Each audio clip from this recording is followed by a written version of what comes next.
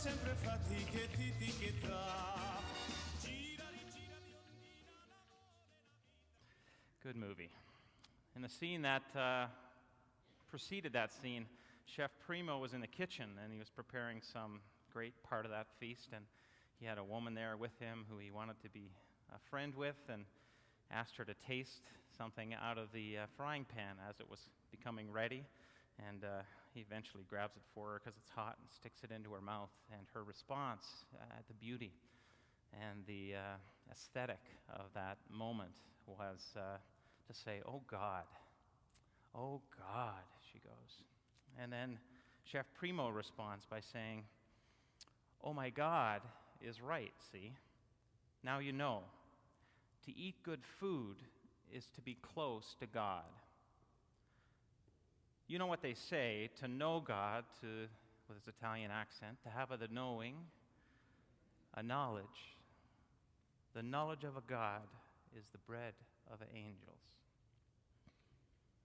That reminded me of a line that one of Jesus' disciples, Peter, once wrote in a letter to a church. He was talking about a knowing of God through Christ, not an angel.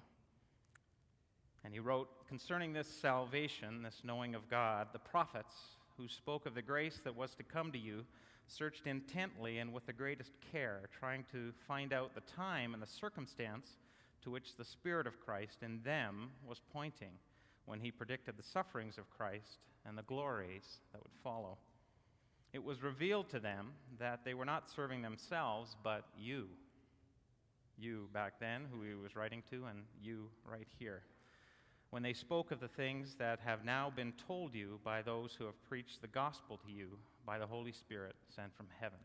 And then the part that I remembered was, "Even angels long to look into these things." And in the Bible, angels aren't corporeal beings. They don't have bodies and flesh and blood. They're spirit. So they don't have senses and don't have the sense of taste, not as we know it. I was thinking Nicolas Cage in City of Angels, angels longing to experience this material thing, this huge gift that they saw that humanity had. Makes you wonder if angels long to attend a great God-given feast.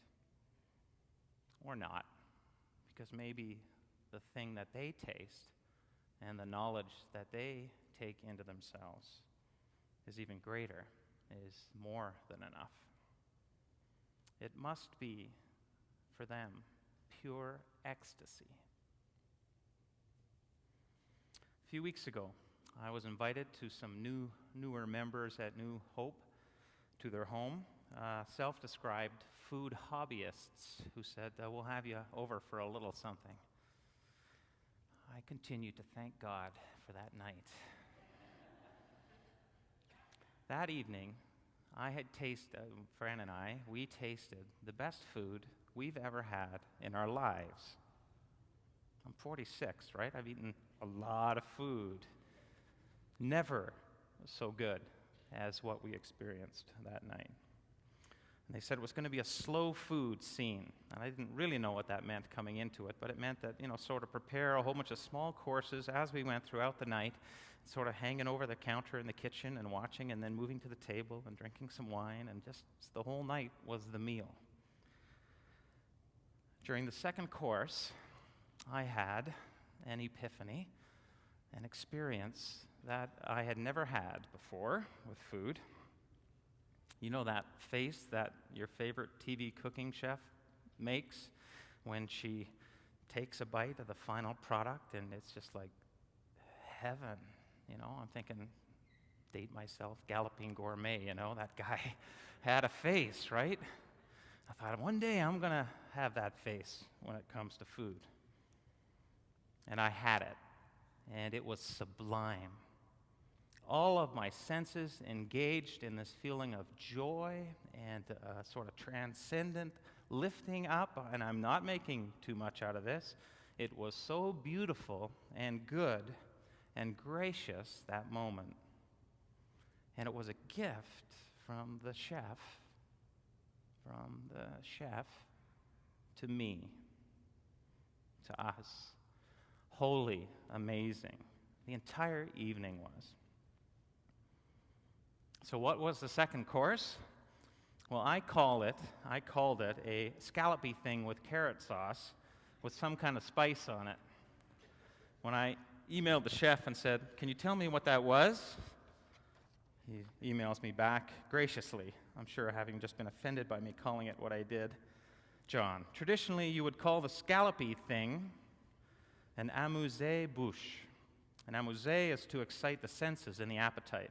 And then he went on to list all the ingredients over 2 pages.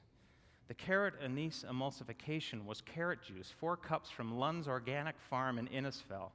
In a sauté pan, you add the juice in a star anise pod, and you let it simmer for 2 to 3 hours, just for the carrot sauce part of it. And then he goes on to describe that. And then he describes how the seared scallop was a large day boat scallop, usually harvested within the last 24 hours, or you can cheat and use frozen scallops.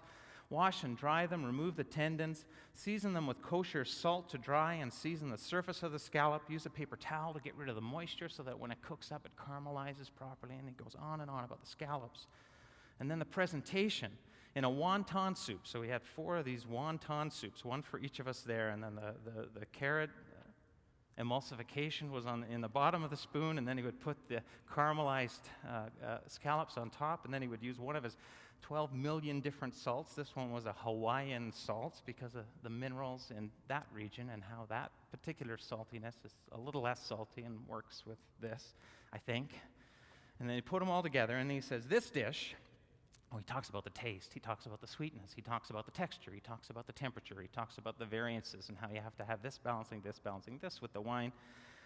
The dish, he says, to me, shows how rich vegetables can be and how sweet seafood can be.